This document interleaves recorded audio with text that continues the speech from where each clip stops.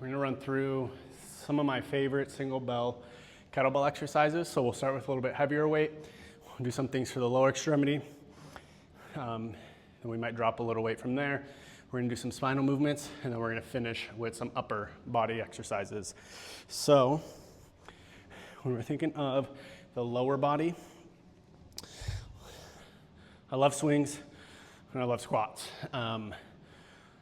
The ones I'm gonna be showing you are gonna be a single arm, single leg kettlebell swing. So as we do this activity, all your weight is gonna be in your forward leg. So if you had to lift up your back leg, you could.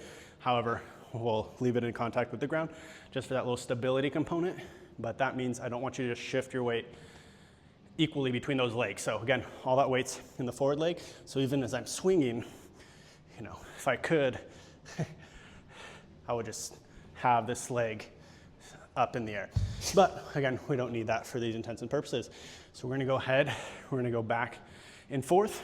I like to alternate, makes it a little bit more challenging for your brain to regulate. So as we come up, you'll switch hands and then you'll switch feet as well. So as we do this swing, thumb points back as that weight goes through your legs, squeeze your cheeks, stand up, thumb will point forward on the way up. And then when you're feeling comfortable, we'll go ahead. And we're alternating.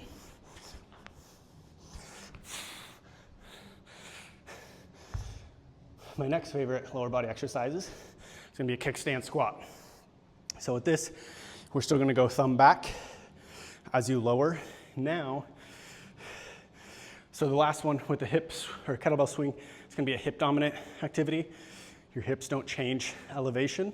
They have this horizontal displacement. Sorry. Now, your hips will change elevation. We're gonna have a vertical displacement. So now you'll feel that a little bit more on the front of your thighs. We're lowering, thumbs back. Same thing as you come up, thumb points forward, clap those hands, we'll switch feet, and then you're lowering down. So we're here. And again, all that weight's in the forward leg. Try to keep pressure on your big toe knuckle.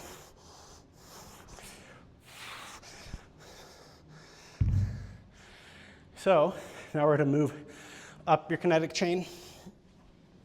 So go ahead and switch out weight. Let's see, it's 40.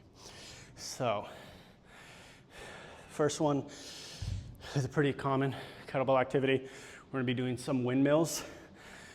The big thing as you're doing a windmill is we don't just wanna drive the belly button forward. See a lot of people try to get their chest up. You're actually gonna limit your ability to rotate because you're locking up your low back. We're gonna keep that flexed, tuck the tailbone, and then we rotate. Before you go into a full-fledged windmill though, I prefer to do it with the arm bent, where we get right here, and make sure you can tolerate through the spine, and then we'll come up. So we're here, bring that up, feet shoulder width, slightly farther than shoulder width apart, push hips back, and we're just gonna rotate, elbow stays tucked, really think of opening up that chest, then you can come up. And then from there, we can press that up overhead, and rotate. You can bring this arm inside of your leg if you'd like, and come up.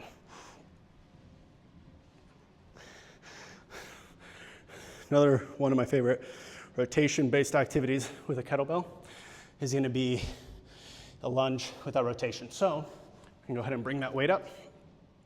As you do this, try to keep wrist over elbow or slightly out. You step forward with one leg. So same side leg that you're holding with, you lower down into a lunge. As you do that, rotate over that forward leg. We're not pushing the belly button forward and just arching backwards. Keep that pelvis tilted. You rotate, pressure stays big toe knuckle. We're not just bailing out to the side. You're here, and we'll go up.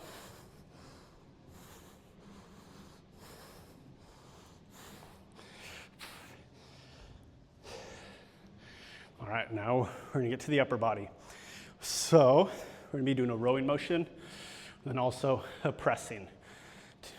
You'll usually be a lot stronger with that row. So feel free to go up in weight.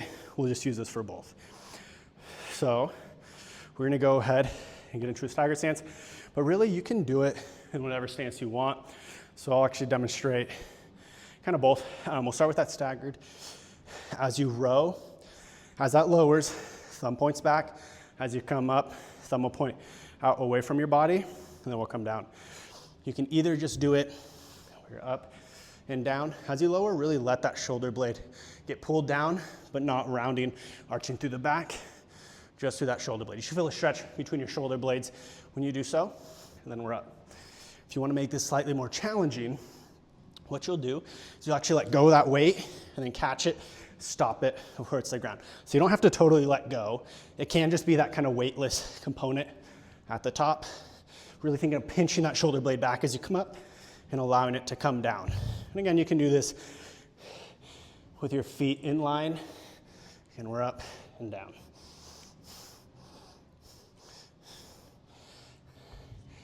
All right, the next one is gonna be a press. So we'll go ahead, bring that into that front rack position, and then we'll press up. Personally, I like to add a little extra reach, or think of this coiling action. It'll get your spine a little bit more involved. But as you do this, we're not just reaching, letting all that weight go to the opposite leg. You're actually gonna keep that weight equally distributed to make sure you're using that mid upper back as you do your coil. So you're pressing, do that reach. Then as you come down, let that compress. Then we're up.